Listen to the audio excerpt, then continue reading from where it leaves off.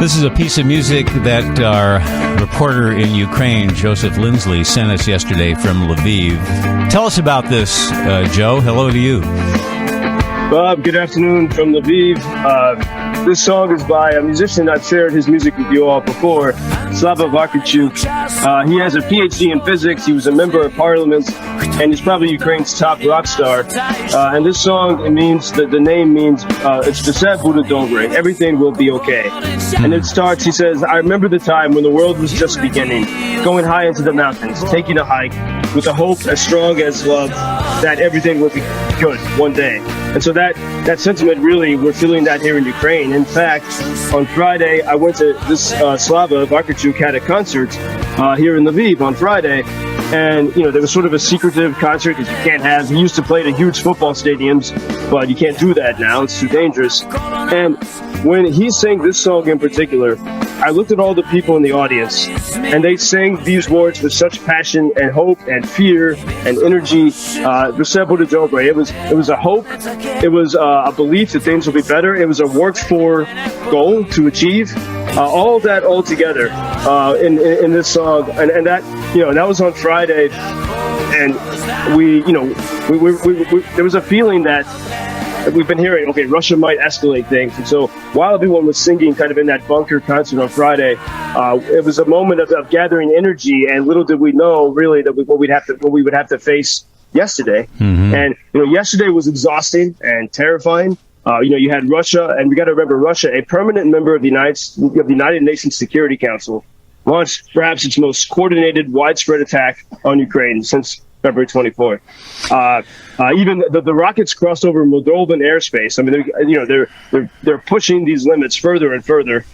Places I knew well in Kyiv, in the heart of the city, were hit by missiles. Civilians were killed. And when I was speaking with you, because today, I think everyone was a bit surprised yesterday. People were afraid. It was so scary. And then today you wake up and you face it better. You realize, okay, we can't be complacent. We have to prepare better. But I'm happy I was able to share with you yesterday those raw emotions and feeling, because I think that's the best service I can provide, is to let your audience and Americans know what it really feels like. I mean, I was sick to my stomach all day. It was that intense.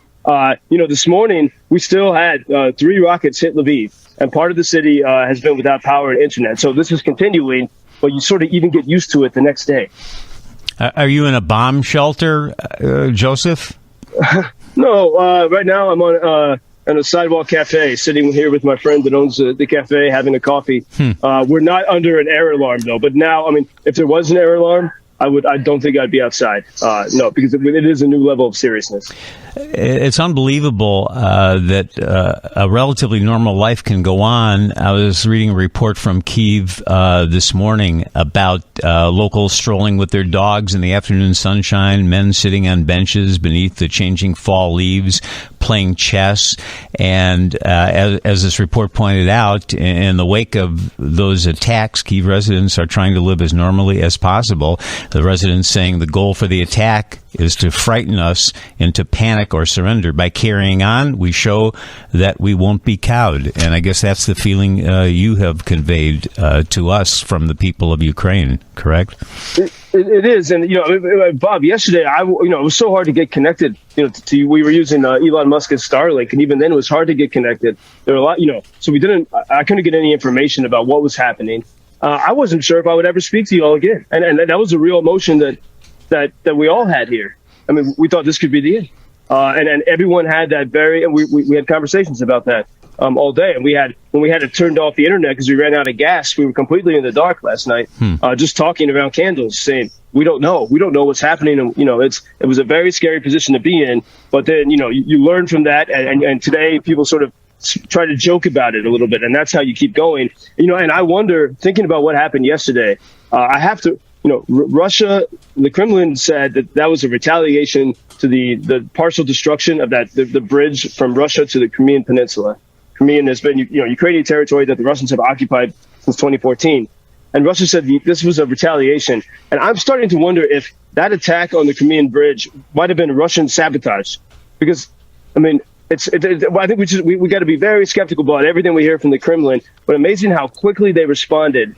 They were surprised by this attack on Saturday, and then Monday they're ready to have, after months of ineptitude, they can have this amazingly organized event.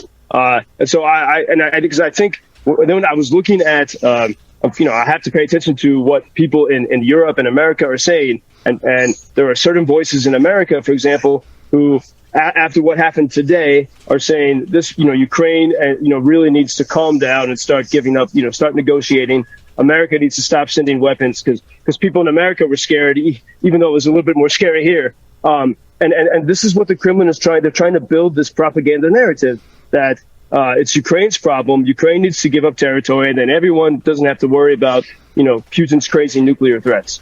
And sorry, Bob. I was just going to say that it's an interesting theory about Russians blowing up that bridge to Crimea, because yesterday's strikes could not possibly have been an answer to that, because it was such a widespread coordinated attack. You can't plan that in that short a time. Yeah, I think so. I mean, I think I sort of had this realization today, and because they hit specific power substations in little villages, which also is very disturbing. It means they still have had good intelligence here on the ground. And so, and how they, I know how they construct narratives in their propaganda. And then I see certain people in the West eating this up and saying, and this is where, and here's the big question, will we let Russia be the nuclear bully of the world because everyone else is afraid? And, I have complete confidence that countries like Poland, Lithuania, Estonia, who they live, they're close to Russia, they've suffered under Soviet oppression, that they will never give up their support. But the big challenge here is to help, I think, Americans and Europeans, together we have to find a way to not be afraid of Russia, like the Ukrainians, and not to sort of to fall prey to this propaganda. Mm-hmm. And it is scary, and I understand people are scared of the nuclear threat. It's here where it's most imminent. As I said, it was terrified yesterday, but we find a way to, this is where we have to keep our minds calm and say, how can we be better chess players than the Kremlin? I don't know how you sleep, Joseph, but I hope you get some rest. I slept through. I was so tired from yesterday. I slept through the air alarm this morning.